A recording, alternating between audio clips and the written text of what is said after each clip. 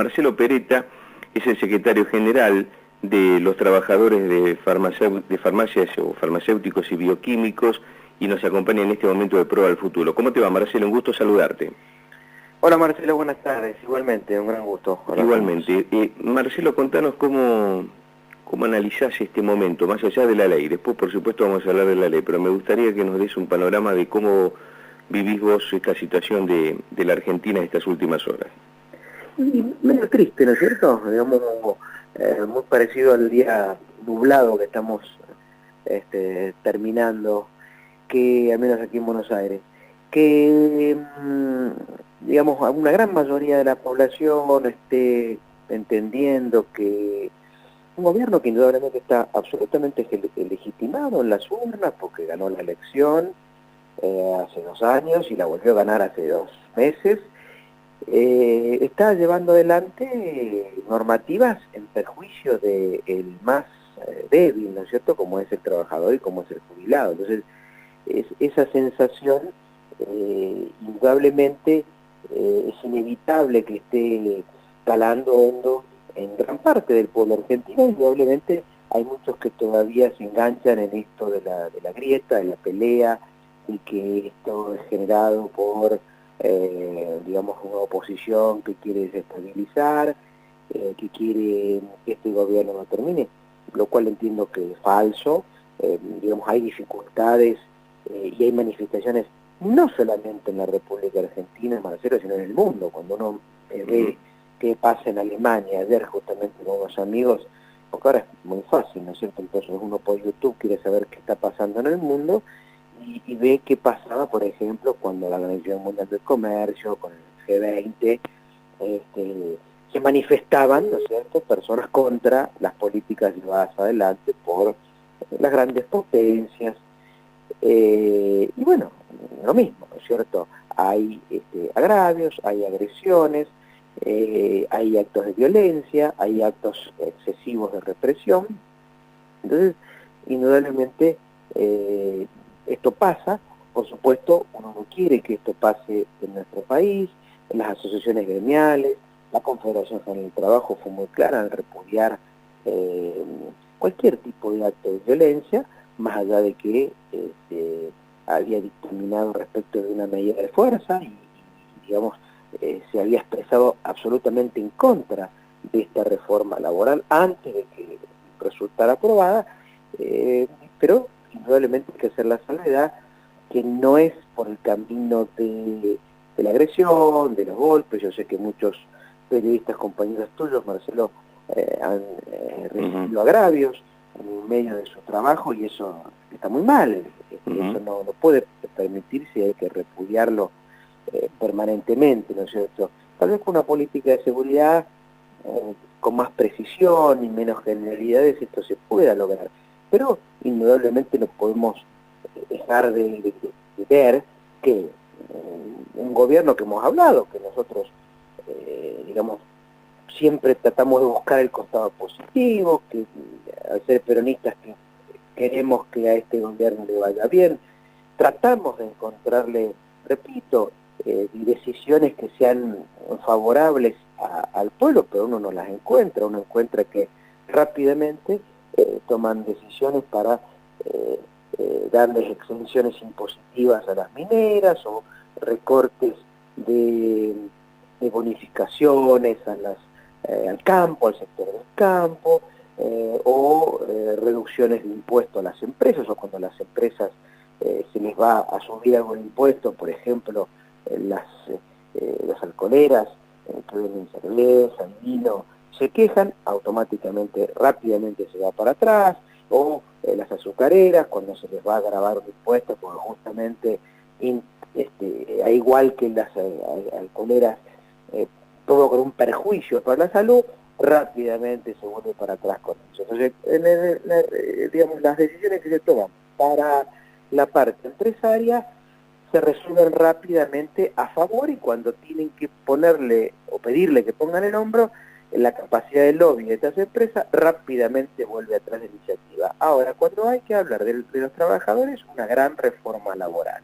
Y como decía el general, cuando una reforma te la tienen que explicar más de una vez, seguramente no es buena para vos y algún perjuicio te está ocasionando. La reforma previsional con los jubilados, lo mismo, más allá que puntualmente nosotros nos expresamos a favor en lo que es voluntariamente extender la edad, porque vemos que muchos trabajadores están en condiciones de extender algunos años más su vida útil, digamos, y muchas veces no trabajar genera problemas de salud. Pero abstrayéndonos de esto y para no irme de tu pregunta, digamos, eso también, estas generalidades que uno ve que todo para un lado, todo para los poderosos, todo para los que más tienen, indudablemente que eso pone mal al pueblo y claro, no tiene tal vez las capacidades de enfrentar a eso si no es con bronca, ¿no es cierto? No lo estoy justificando, simplemente lo estoy explicando. Entonces, eso también se tiene que entender. O sea, aquellos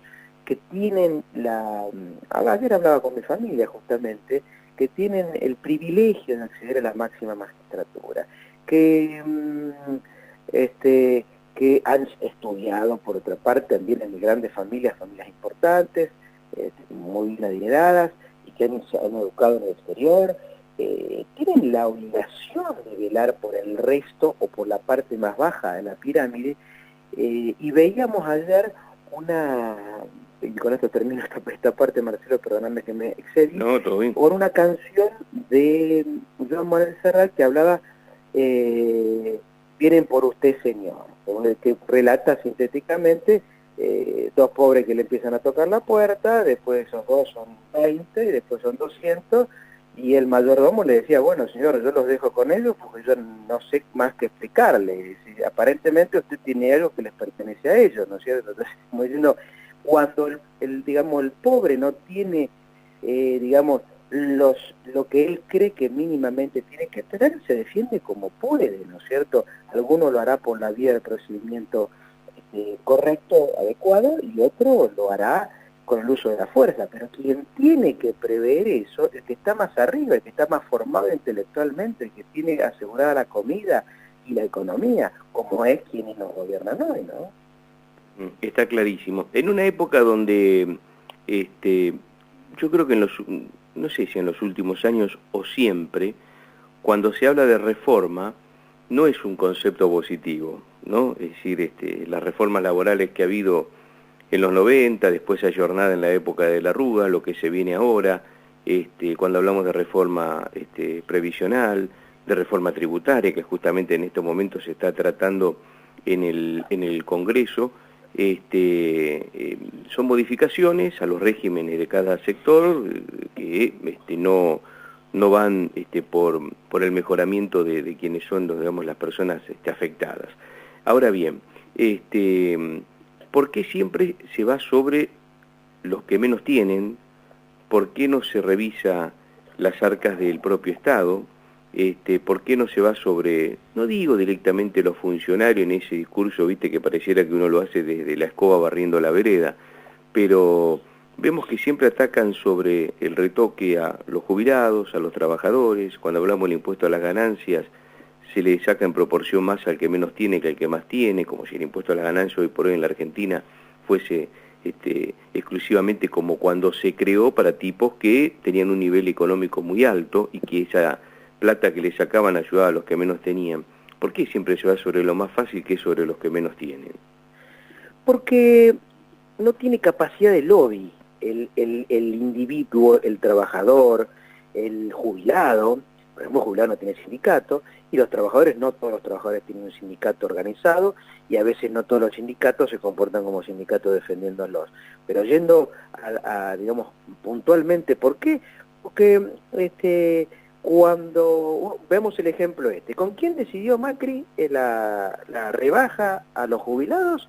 Con los gobernadores. Es decir, dice, ¿qué les parece, señora? Acá está el presupuesto, sacamos tanto de acá y les aseguramos tanto de allá para obras o para lo que usted necesita. Ah, maravilloso.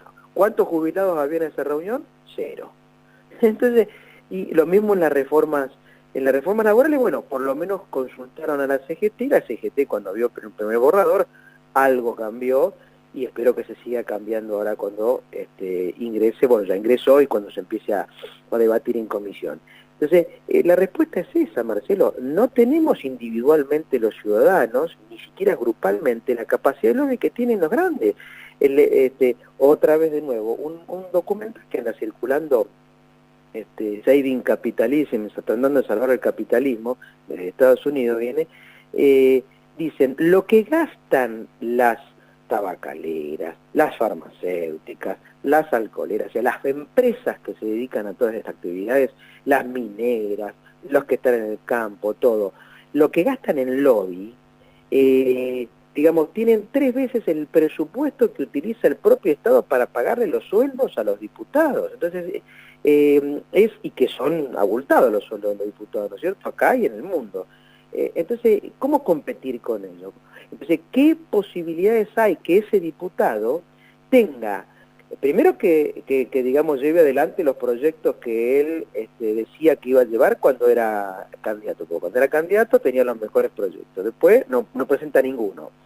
¿Por qué? Porque cuando quiere presentar, aunque sea uno, para justificar que se cumpla lo que él prometió, vienen estos lobistas, lo invitan a cenar, le ofrecen una cantidad de cosas para desalentar su proyecto y lo terminan convenciendo, porque si no lo convencen por las buenas, con plata, con invitaciones, con viaje, le sacan un carpetazo y le dicen y le muestran el costado feo que puede tener todo político que en algún momento llegó a la función pública, pero tiene un pasado que quiere ocultar, y esto se lo encargan de reavivar o descubrir, o se lo inventan lisa y llanamente, ¿no es cierto? No es la primera vez que le inventan una causa a una persona que legítimamente quiere hacer el bien y lo terminan destrozando.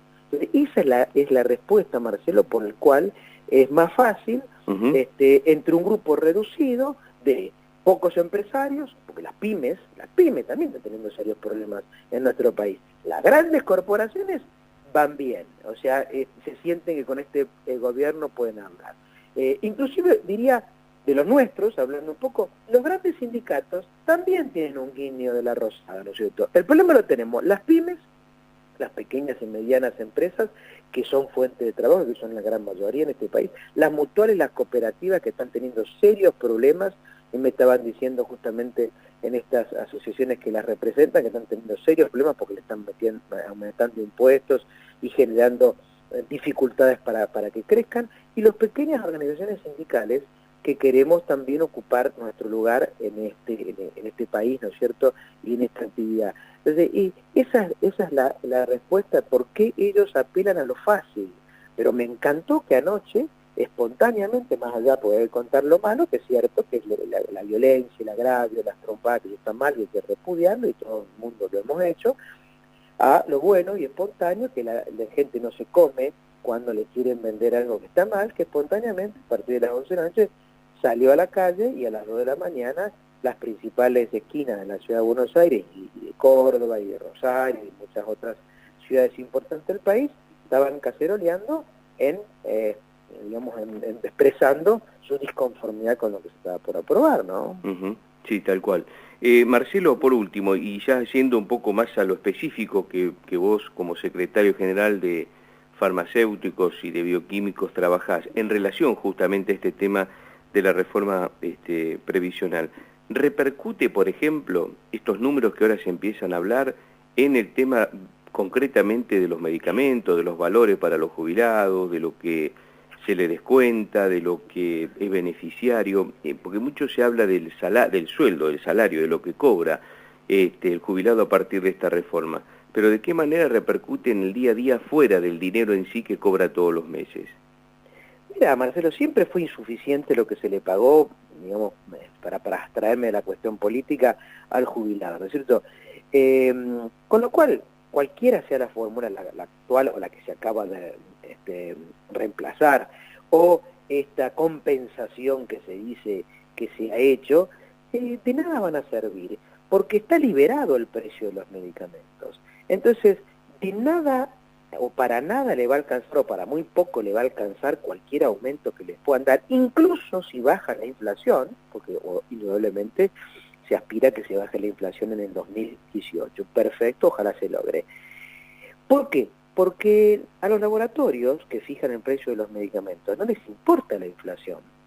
Ellos fijan el precio según cómo a ellos se les ocurre. Y ningún ámbito estatal les pide siquiera explicaciones, porque mal o bien, el cuestionado Moreno les pedía justificar los aumentos de medicamentos y también los aumentos de alimentos. Bueno, hoy está absolutamente liberado el laboratorio. Dice, mis medicamentos valen tanto.